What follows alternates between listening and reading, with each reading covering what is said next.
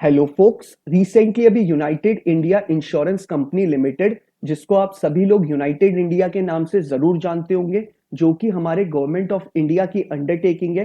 Recently अभी इन्होंने एक शॉर्ट एडवर्टाइजमेंट निकाला था, जिसके बारे में मैंने आपको एक वीडियो करके इंटीमेशन दी थी कि हमारे यूनाइटेड इंडिया के फॉर्म्स जल्दी रिलीज होने वाले हैं और जब उनका डिटेल्ड एडवर्टाइजमेंट निकलेगा तो मैं उस पर एक वीडियो निकाल दूंगा। फाइनली ये एक डिटेल्ड एडवर्टाइजमेंट यूनाइटेड इंडिया के द्वारा पब्लिश कर दिया गया है ऑन 24 अगस्त 2023 को। इस डिटेल्ड एडवर्टाइजमेंट में हमारे एलिजिबिलिटी क्राइटेरिया, सिलेबस, सारी चीजें क्लियरली मेंशन करी गई हैं। तो आइए ये एडवर्टाइजमेंट के बारे में हम लोग बात कर लेते हैं।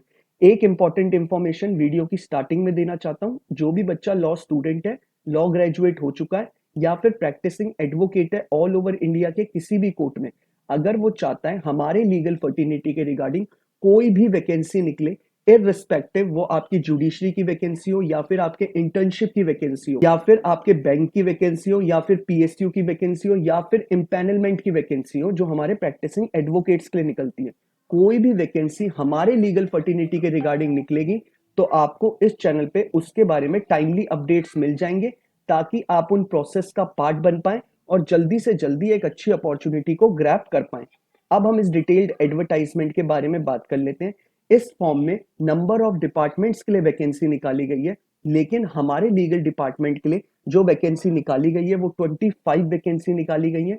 टोटल वैकेंसी 100 निकाली है, लेकिन लीगल फर्टिनिटी के लिए 25 वैकेंसी निकाली गई है।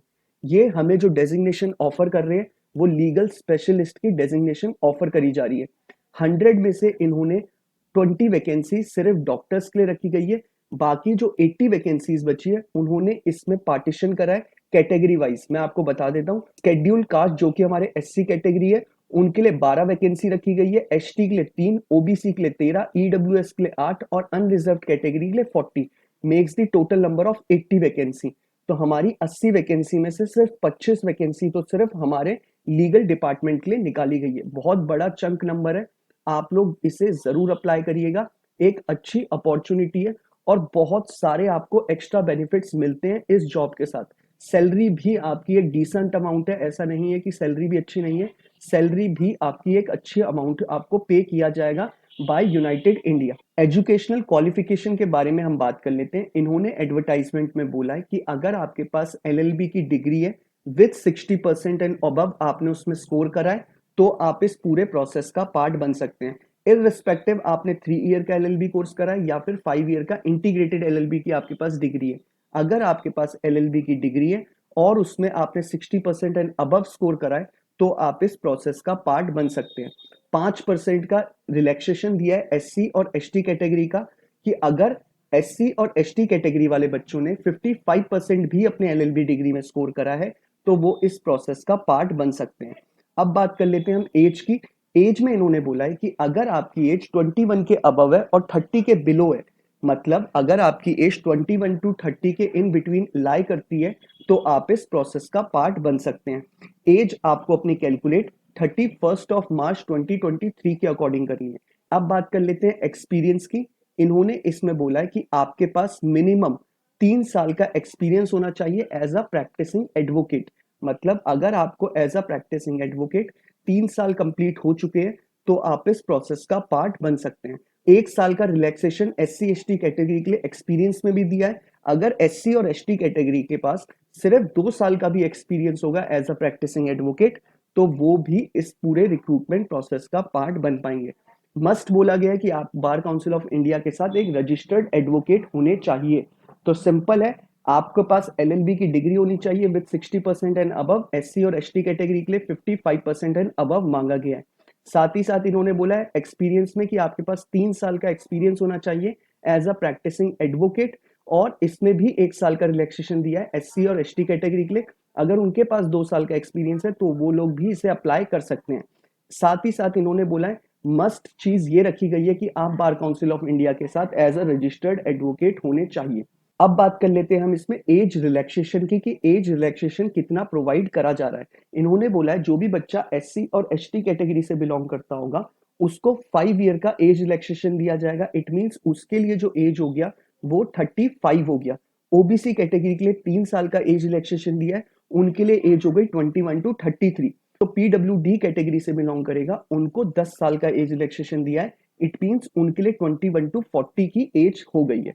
इन्होंने एक्स सर्विसमैन के लिए 5 साल का एज रिलैक्सेशन दिया है। डिफेंस सर्विस पर्सनल डिसेबल्ड इन ऑपरेशन उनके लिए 3 साल का। Divorced widowed women and women legally separated from there husband who have not remarried उनके लिए 9 साल का। और जो पर्सन ऑर्डिनरी डोमिसाइल्ड इन कश्मीर उनके लिए 5 साल का। और हमारे एग्जिस्टिंग जो इनके यूनाइटेड इंडिया के जो एम्प्लॉयज होंगे उनके लिए 8 साल का एज रिलैक्सेशन दिया है।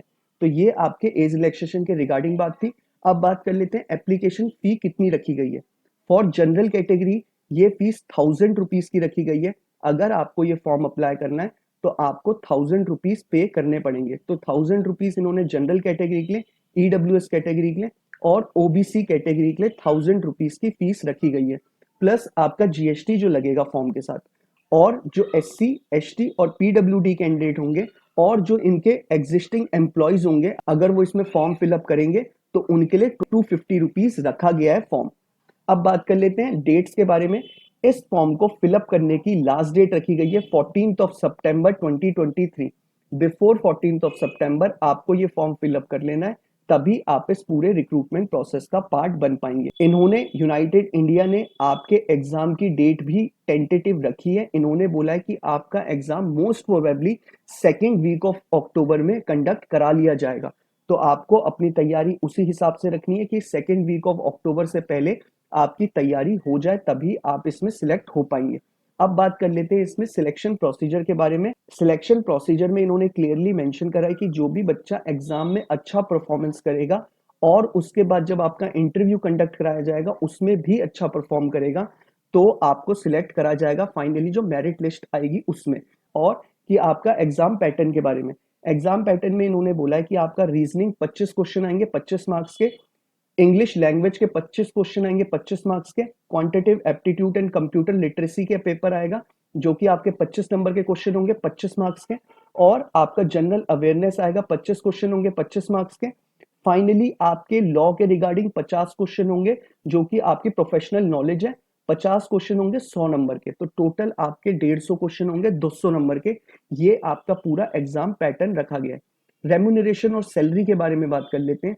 मंथली आपको 88,000 रुपीज प्रोवाइड करा जाएगा और साथ ही साथ इसमें एक्स्ट्रा बेनिफिट्स भी हैं बहुत सारे जो कि एक पब्लिक सेक्टर अंडरटेकिंग प्रोवाइड करती है।